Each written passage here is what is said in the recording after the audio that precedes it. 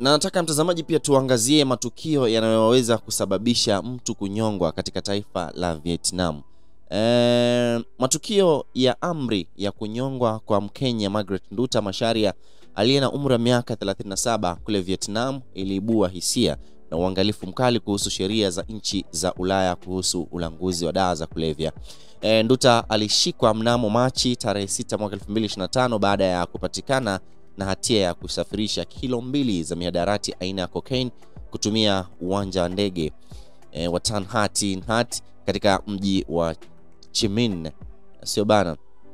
Kesi ambayo imezuiwa kutokana na wito wa kidiplomasia, hali iliyozua tumbo joto kuhusu msimamo mkali wa kisheria ambao nchi ya Vietnam huchukua dhidi ya walanguzi wa dawa za kulevya.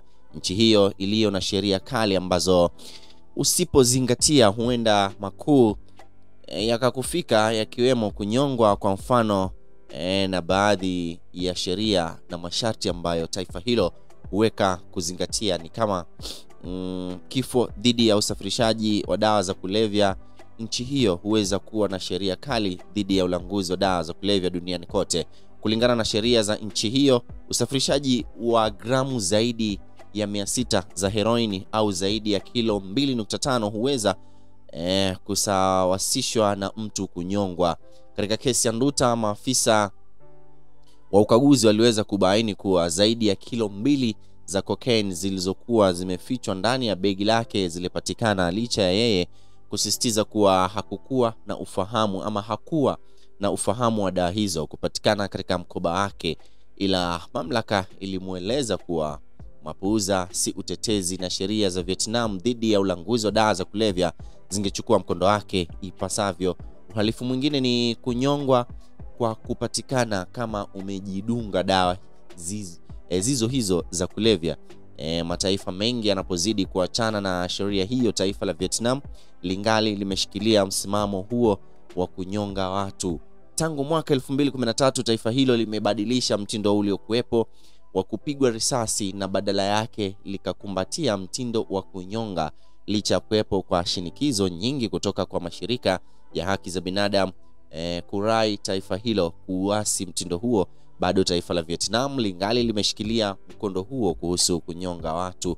Kulingana na kujitetea kwake, Bi Nduta alisema kuwa kupitia kwa mawakili wake kuwa mwanamume mmoja kwa jina John ndiye aliyemwajiri ili mbebe mzigo huo, ila mahakama ya Vietnam ilisusia kuitikia ombi na rai za Bi Nduta, na badala yake koti ikaamuru anyongwe.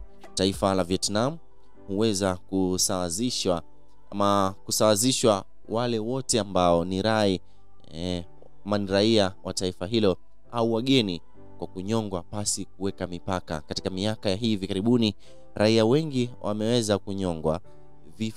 Hivyo kesi ya Bi Nduta ni baadhi ya kesi ambazo ziko huko Vietnam.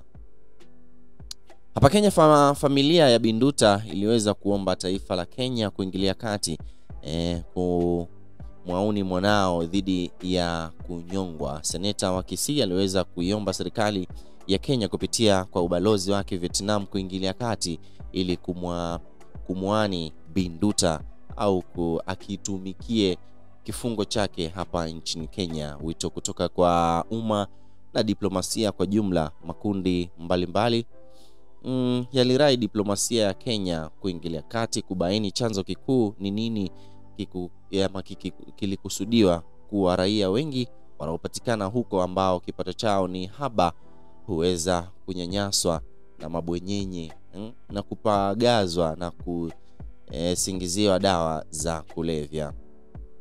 Comment yako ni gani kuhusiana na sakata zima hili tokea juzi hapo? Niambie tu hapo chini na comment section kwa vile ambavyo unafikiria na tathmini ya kwako pamoja. Mimi naitwa Captain Nyota, hapa ni Captain Nyota TV. Endelea kutufuatilia kwa taarifa nyingi ambazo zinakuja, ila kwa sasa hivi bana mimi nasepa. Platinum Diamond Total la Kimanyema Chibwe Ngote. Yami from Tanzania. Na unatazama Captain Nyota TV. Junior Photon the one. Na subscribe kwa Captain Nyota TV. Ogopi.